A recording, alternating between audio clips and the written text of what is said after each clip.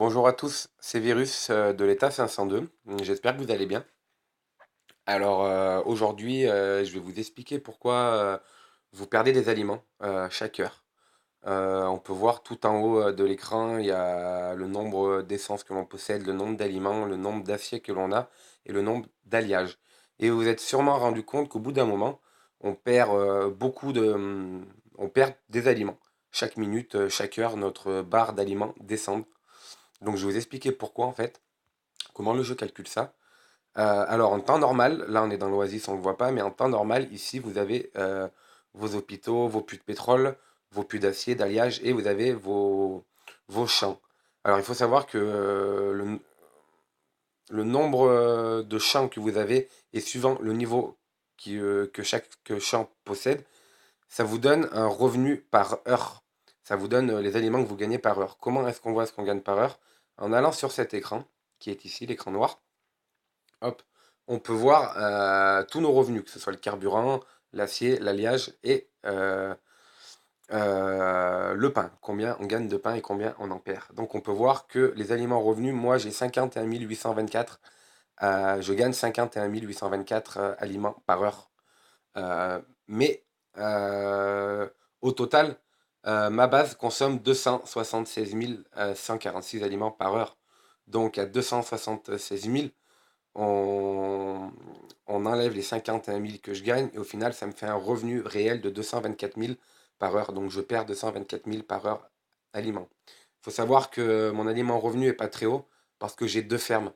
Donc je perds pas trop de temps à améliorer mes puits de carburant, d'aliments ou d'acier, donc ou d'alliage, parce que j'ai deux fermes qui ont qui ont des puits qui sont plus élevés que ma base principale. Donc c'est pour ça, moi je fais des économies. Donc on peut voir que je perds 224 000 aliments par heure. Mais comment le jeu calcule ça? Alors on va aller dans une caserne, on va aller dans, par exemple, auto. Hop. Actuellement, j'ai les autos niveau 7, bientôt le niveau 8. Alors en allant dans les autos, on peut voir que en haut à droite, il y a un rond rouge avec un point d'exclamation. En allant sur ce rond rouge, on va cliquer dessus, si le jeu veut bien. Voilà. On peut voir que dans la partie de droite, on a vitesse, charge, coût des aliments et puissance. Alors nous, ce qui nous intéresse, c'est coût des aliments.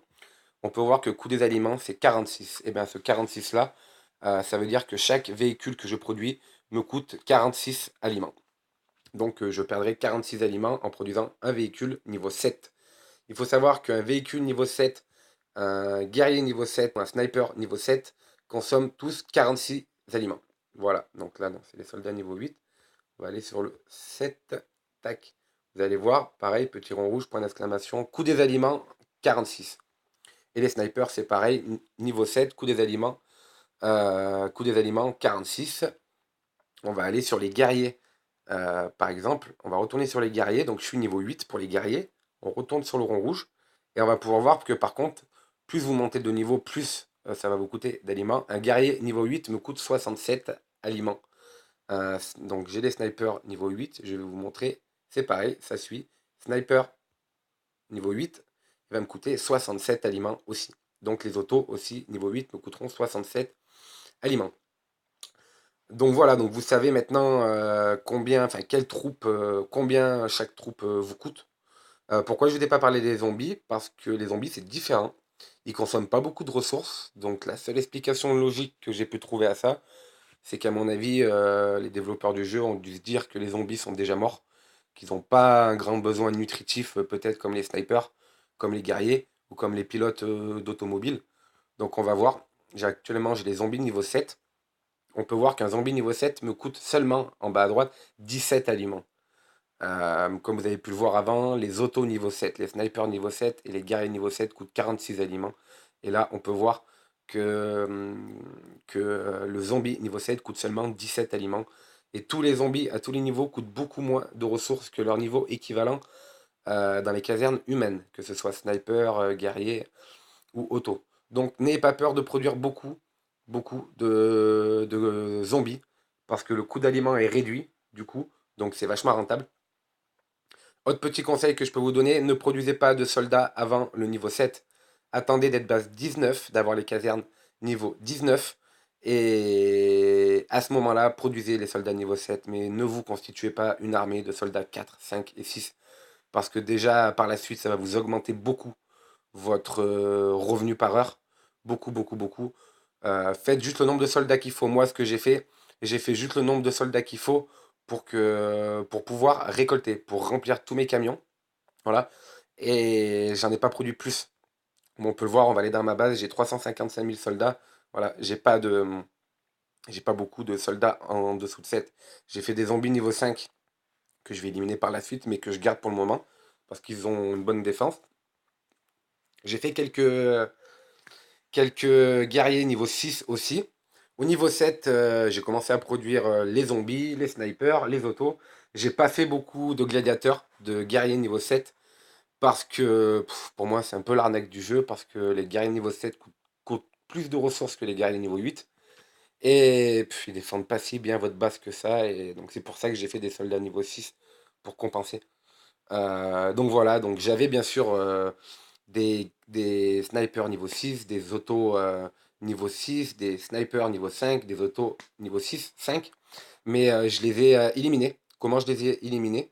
Parce que j'en ai plus besoin maintenant, vu que j'ai débloqué les niveaux supérieurs. En allant, hop, on retourne par exemple dans les guerriers, le petit rond rouge avec le point d'exclamation, on clique dessus, et tout en bas, on peut voir qu'il y a marqué avoir 0 avec un autre rond et un moins dedans. En cliquant sur ce moins, hop, on peut voir que voilà, je peux éliminer.